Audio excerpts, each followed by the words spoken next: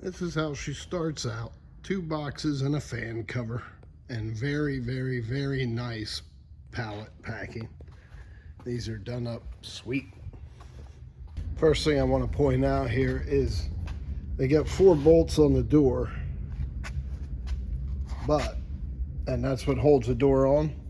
However, you'll notice on the hinges here, these 3 are nutted to studs. And then the 3 bolts hold the hinge in. If you come over here, you already have factory made holes for the bolts in the hinge and 3 studs. So that quick, you can make this, instead of opening from the left side to the right, you can make it come the other way. We work on a lot of furnaces in a lot of tight spots. That's big. The other thing I think you'll notice is that this thing, you're not buying the heater because it's beautiful, you're buying it because you want a great working heater. However, in this case, it kind of works out swell that she's a beaut. And man, is she a beaut. Same with the packing. The beauty of the packing, it don't seem like a big deal until you get one sent or traveling and you have one show up that's damaged. It'd be a shame to damage something that pretty.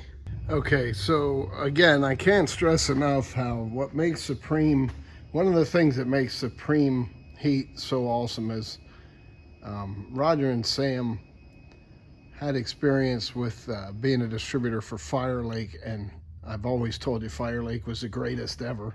But Roger was known for helping Fire Lake with a lot of information and upgrades and things that they've done over the years to help make the Fire Lakes better. And Roger transferred all that over to this. So this is just your high temperature insulation. Beautiful job there. And of course a cutout for your sight glass. Your sight glass is around front here. Again, this door is totally reversible. And then this is just right out of your run-of-the-mill high temperature furnace rope. So where I'm going with all this, or what I'm trying to emphasize here, is you can tell that these units were built by people that worked on them. And that makes a huge difference when you're trying to service it and keep it running. These, of course, come with a field control draft reg. So there's that. And we're staring down the chamber here. I want to show you a little bit about this fire chamber. And then we'll get into, when we get on the other end, we'll get into what makes this just incredible. So there we go. There's our target plate on the end there, where the flame is shooting down to.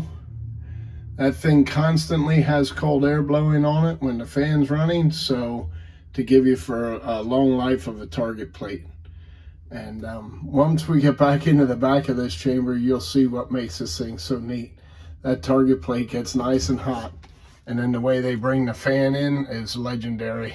The way they bring that fan in to separate the heat, to exchange the heat and the shop air.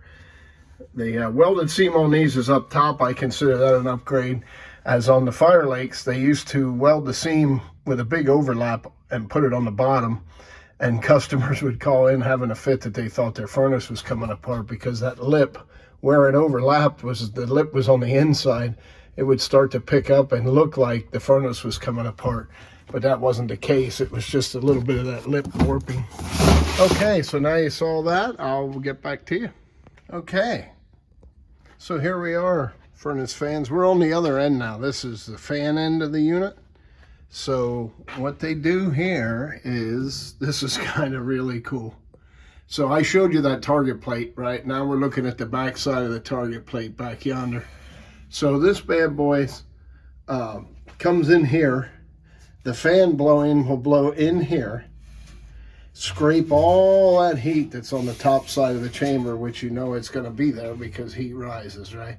So then the fan also is blowing down through here, and it's blowing out across the top here. Are you kidding me? So up top here, he's getting all that heat scraped off the very top of that fire chamber. Then we come back through here and we see we're stealing it from the inside as well. And this is a shield that comes around and actually deflects the air that way. So if you could follow the science here, we're shooting a ton of air in that way. We're dropping down and bringing it back, shooting it around that beautifully designed sliding board there and shipping it back the other way. Then over here on the side down below, we got fan just going straight out through there as well. Not as direct, but straight out through on both sides. And by the way, we're scraping heat off of both stacks. Now your stack, you can choose whether you come out one side or the other for the stack, and the same with the vents out front for the hot air. You can choose which side those come out. I'll show you that in a minute. And we're stealing out of the top. I mean, these boys, Roger and Sam, are stealing every ounce of heat within reason that you can. That was the one thing about a Horizon. As much as I love Fire Lake for building the best burner ever, the Horizon, they double passed the air on a Horizon. They brought it one way down and over. The problem that I had with that is, one, you didn't get it to 80+% efficiency, or at least I can't imagine you did. You might have got close.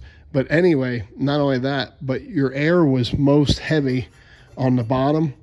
Really, from halfway up the register there, you weren't getting anything. This thing makes heat. My customers have told me they can't believe the amount of heat coming out the duct on this. As you can see, this duct would just unbolt, come on around, and this plate will come off and go back around the other side, and bam, you're done. So anyway, that's a couple nice features there I got to show you so far. Okay guys, nothing too exciting in here. I just want to show you though. We're gonna find our fan. Again, the same Fire Lake and Supreme, the same thing. I know I reference Fire Lake a lot, but that's because you gotta be a distributor of brands to understand which companies out there actually care about you and make it a good product, and which companies are just there to scalp everybody they can. When you build a furnace that you can walk down the street to your HVAC store and pick up this motor or this whatever, that's just an electrical box, this capacitor, and buy them right out off the shelf, that is someone who wanted to build you something for many years to come and have it accessible and easy for you to keep running. And that's why I keep pushing Supreme and referencing Fire Lake at the same time. Fire Lake gave you a part number for about every little piece on the furnace, and there was a reason for that. That way you could go get one yourself. Okay guys, there's the burner. I'm gonna get him out. Also, what came with this kit is, well, I ordered a spare nozzle assembly. One more beauty to these is the nozzle assembly you can change in under 5 minutes. And it's got a lot of worthy components on it worth talking about it and changing. It has your electrodes on them. It has, could be a spare nozzle, of course, and your block. For those of you working on waste oil heaters, you know a lot of the time your blocks tend to get gummed up over the years. So they actually make, Fire Lake used to make a slide out. These guys make something very comparable to a slide out. It's got your electrodes already on it, your nozzle in the end, your new, it's got a thermostat, it's got your heaters in it, it has your oil solenoid on it, all ready to just, you change your plumbing right here in the front, and that thing will go right into the bucket. I'll show you a little more on that here in a few minutes. The other thing in the package is your shop air. These things were originally designed with a onboard compressor, which is a nice feature, but unfortunately, Gast is who made the compressors. They changed something.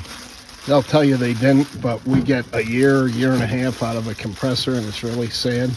So they're, you know, I got to sell that compressor for $500 in a service call, and I can't do that in 1 year after I sold somebody a furnace. They wouldn't be real happy with me. So here is the shop air kit. I'll show you a little bit more about that here in a few minutes as well. This thing bolts right up to the burner and ready for your shop air to be installed on it. Couple things to show you real quick. The retention head. That retention head is going to be super nice to clean. If you have some of them with real fine teeth retention heads, they're not fun at all to clean. So now I was telling you earlier about the removable nozzle assembly. Right here, 2 wing nuts. You slide it out and you unplug a couple wires and you're done. Here's what it looks like. And again, you can buy this thing for not a lot of money. It would be a great investment to have a second. So you just pop that out, take off your 2 lines, which if you're smart will be quick disconnects. Pop that out and replace it. Now you'll also notice on this, they install a Carlin Pro X on this. Many of the problems with waste oil furnaces as far as maintenance is, guys will leave the electric on to them all summer long and cause the heaters to stay on. Even though the heaters only go to 140, 160, whatever, those heaters on all the time and no oil flowing through, no matter who makes it, this preheater block, or in some cases like the Energy Logic uses a big long tube, that stuff being full of oil at 150, 160 degrees all year long without oil moving through it is not ideal. So Sam uses a Carlin Pro X, and what he does is he only brings the heater on when you have a call for heat. So that heater does not run other than a call for heat. And again, it has a thermostat on it as well. So when it is up to temp, even when running, it will shut your heaters down. There's the thermostat. And anyway, that is a huge feature. And because these are such aggressive burners, the Carlin really didn't like the abuse. So Sam actually takes these apart, or Supreme Heat takes these apart and actually fixes things inside of them so that they can take the vibration, because these are bad boys, and they do have a little bit more roughness to them than a regular conventional furnace. Then you have your burner plug-in. Once I figure this out, just plugs right in and you're done. Boom, your burner is ready to run. When you want to open the door, you unplug that and she comes open with 4 nuts, I'm sorry. And that's it. Clean your retention head, clean your nozzle, clean your electrodes, and bam, you're back up and running. Not that it was ever down. Next, I'll show you what it looks like once I put the air kit on. There's the open hole in the side of the burner. That would either take an onboard compressor, if we ever find one that works, or your air kit, which requires shop air. One quick thing, I bolted on the shop air here where I showed you that hole, and see it comes out. And then I got a few things to do here with the, it comes with its own air switch, as you can see. That air switch will get wired up and go into part of the thermostat assembly.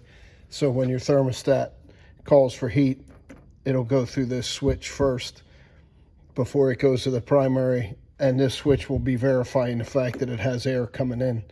So anyway, one other thing here, this, you got to make sure this goes back, this solenoid. If you bolt this up with it pointing front, you can't turn it that way and you can't turn the other way. This just comes back around and it comes up in here and plugs in the already knocked out hole for you here for to get wired into the primary. So I'm going to wire that up quick. When you open this up,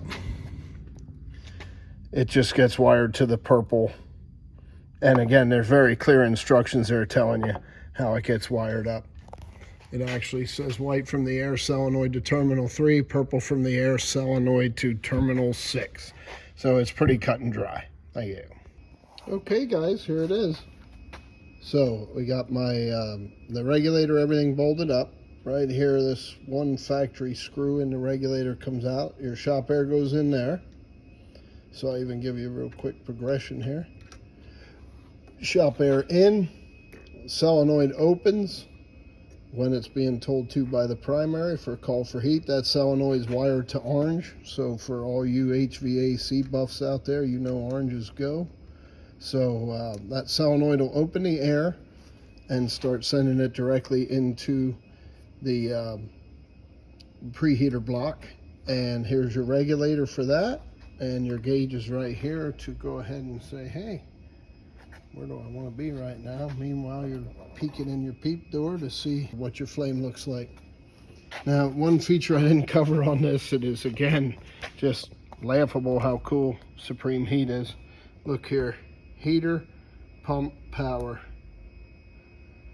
And if you read here, waste oil, up and run, waste or fuel oil, and prime down. So when you go down on this one, it lets you prime your pump, which is huge. Again, they got that, I'm sure, from Fire Lake, who's been doing it for 100 years. All the other big manufacturers, they come, blah, blah, blah, blah, blah. They stink. They didn't have it. It sucked to bleed the pump because you always had to jump FF, get down off your ladder, walk over to the pump. Ridiculous. Fire Lake has always had prime, and so does Supreme Heat. Where Supreme Heat turned it up a notch is when you go down the fuel oil, it'll run fuel oil through this and just turn your heaters off. When you try to run fuel oil through a waste oil furnace, it won't burn it straight for two reasons. One, most waste oil furnaces don't have a fixed speed pump, or at least a lot of them still don't. And if they don't have a fixed speed pump, the regulators don't do well regulating fuel oil.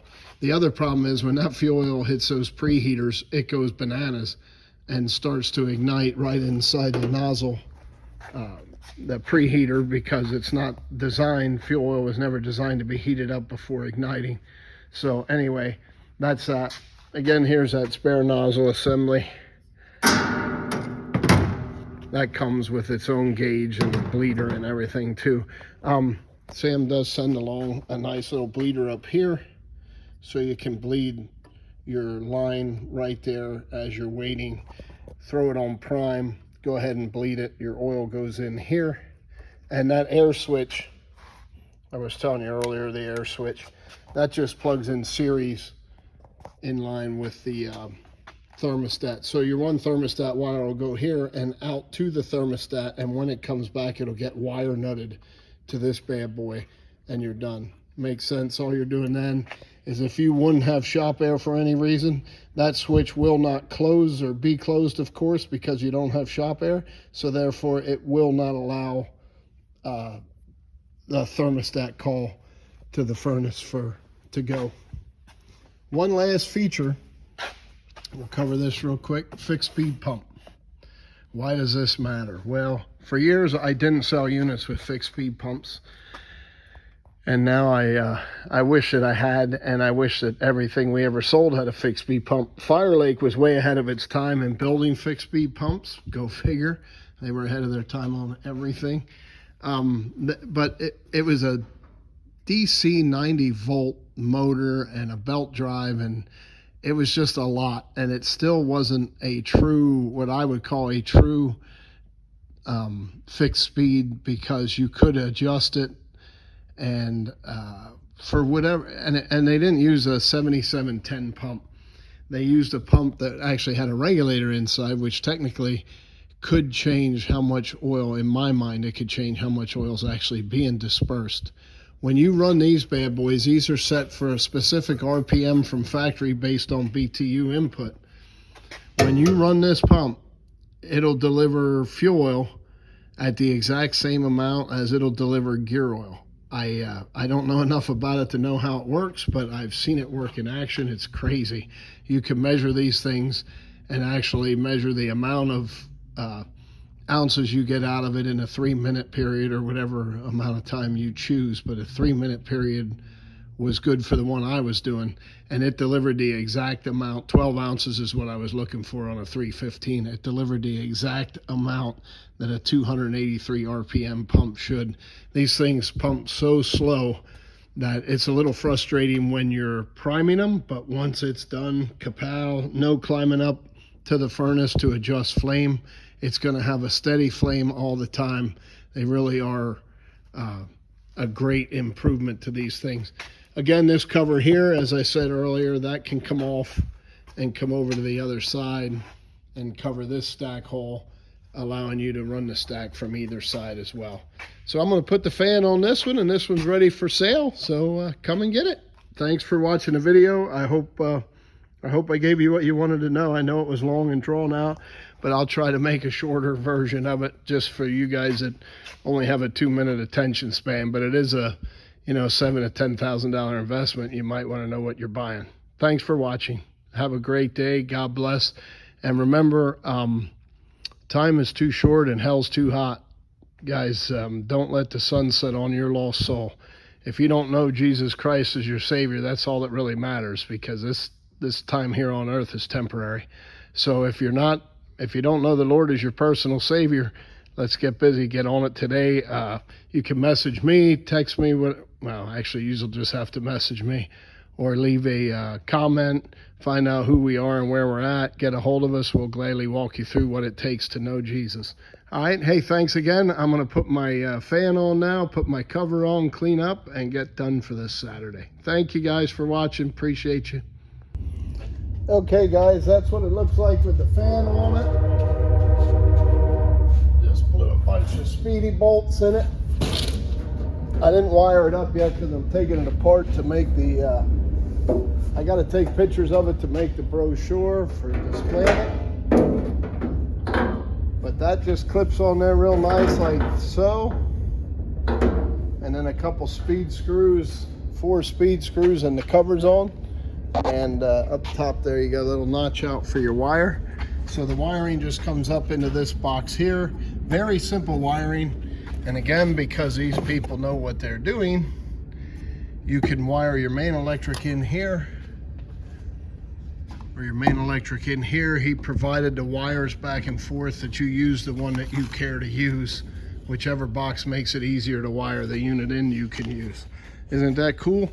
So then all that's left is the instructions, the owner's manual, the fixed speed pump, and a couple of thermostat and a few accessories in here, and that's it. Probably took me 2 hours because I was training you folks. I could put this thing together in 25-30 minutes with unboarding it. Again, the way they board these things up is sweet. You can stack these things. I had them 3 high in our trailer, and I'm sure you could go even higher, but I was very pleased with that. When you handle ones that aren't so easy to handle, you start appreciating when they're built right. All right, well, thanks again, guys.